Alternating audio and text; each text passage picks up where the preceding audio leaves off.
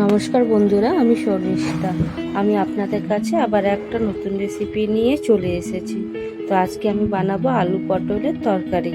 তো এখানে আমি কড়াই চাপিয়ে নিয়েছি। আর বন্ধুরা, আমি পটলগুলোকে কেটে ছুলে পরিষ্কার করে রেখেছিলাম, আর মাঝখান থেকে আমি কেটে দিয়েছি। ছোট ছোট পিস করিনি, বড় বড় পিস করে কেটেছি। তো আর পটলটাকে এখন আমি ভালো করে তেলে ভেজে নেব নুন হলুদ দিয়ে।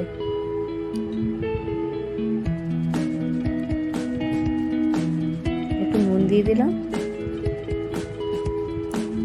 আর হলুদ দিলাম।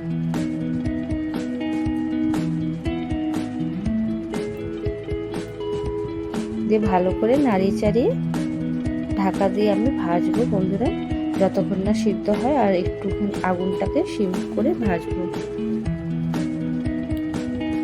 যেন পটলটা সিদ্ধ হয়ে যায়।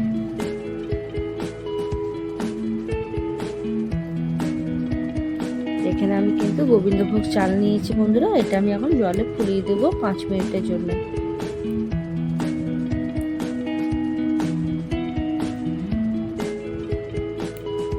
পটলটা কিন্তু ভাজা হয়নি, এই জন্য আবার আমি ঢেকে ভাজছি।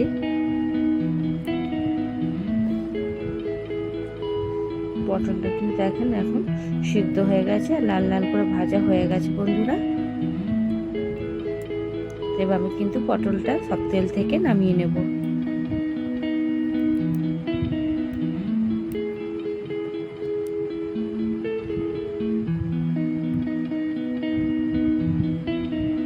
এবার কিন্তু ওই তেলে আমি আলুটা ভেজে নেব। আলুটাকেও কিন্তু আমি লাল লাল করে ভেজে নেব।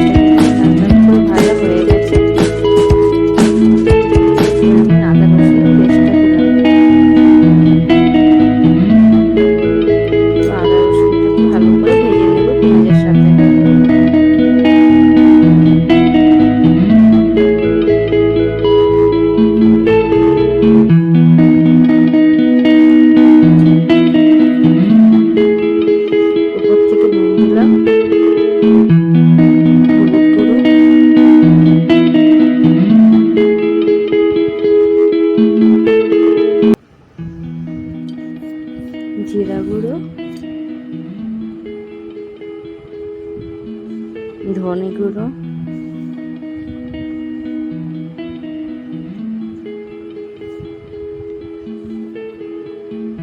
লঙ্কার গুঁড়ো। এখানে কাশ্মীরি রেড পাউডারটা দিয়েছি বন্ধুরা কালার হওয়ার জন্য। আমি কিন্তু আজকে কোনো কাঁচা লঙ্কা ইউজ করছি না, শুকনো লঙ্কা দিয়ে আমি বানাবো। অল্প জল দিয়ে মশলাটাকে ভালো করে কষিয়ে নেব।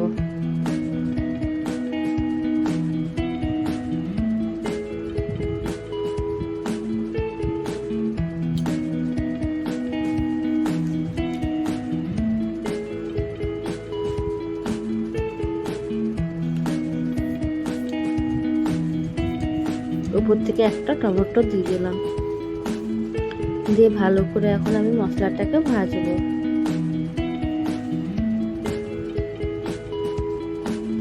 মশলাটা থেকে কিন্তু তেল বেরিয়ে এসেছে বন্ধুরা, মানে আমার মশলাটা ভাজা হয়ে গেছে।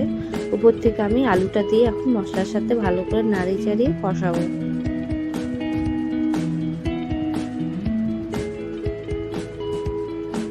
একটু ঢাকা দিয়ে দিয়ে ভাজবো বন্ধুরা, যেন আলুটা যেন সিদ্ধ হয়ে যায়।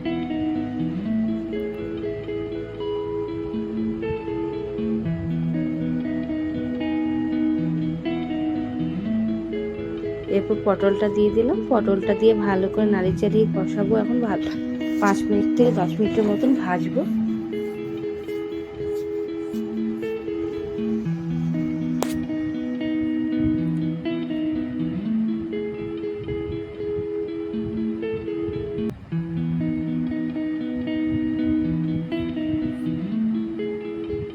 কষানো হয়ে গেছে বন্ধুরা, তো উপর থেকে অল্প জল দিলাম।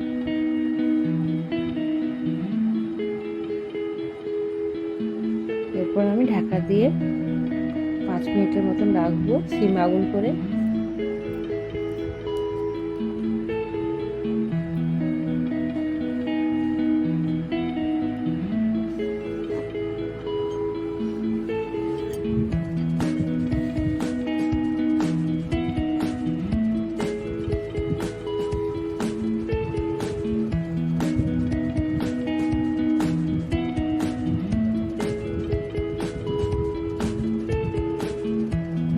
ভালো করে আমার কিন্তু আলু পটলের সাথে মশলাটা কষিয়ে গেছে।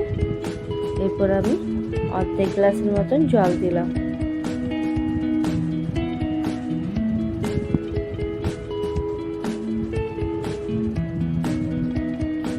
জল দিয়ে ভালো করে ঢাকা দিয়ে রেখেছি বন্ধু। দেখেন আপনারা কিন্তু পটলটাও সিদ্ধ হয়ে গেছে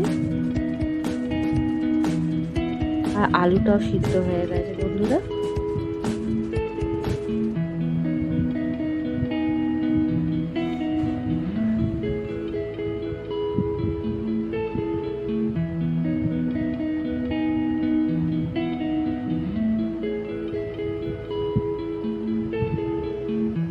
এবার কিন্তু আমিও সিম আগুন করে আরো 5 মিনিটের মতন রাখবো।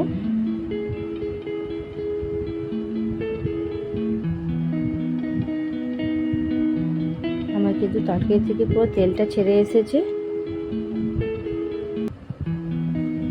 এর থেকে বেশি আমি কিন্তু জল দিব না। উপর থেকে গরম মশলা উড়িয়ে দিলাম। গন্ধটা কিন্তু খুব সুন্দর ছেড়ে এসেছে বন্ধুরা, ভালো লাগছে, কালারটাও দেখতে ভালো লাগছে। উপর থেকে আমি গোবিন্দভোগ চাল দিয়ে রেখেছিলাম, ওটা বেটে দিয়ে দিয়েছি। লাস্টে নামাবার টাইমে গোবিন্দভোগ চালটা কিন্তু বেটে দিলে খুব ভালো লাগে খেতে।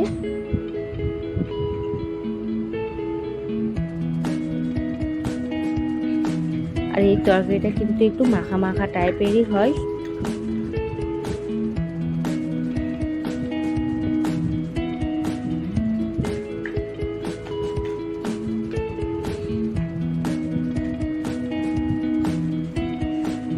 কিন্তু তরকারিটা হয়ে গেছে। যদি আলু পটলের তরকারিটা ভালো লাগলো তাহলে লাইক, শেয়ার, সাবস্ক্রাইব করে দেবেন, কমেন্ট করে জানাবেন আলু পটলের তরকারি কেমন লাগলো।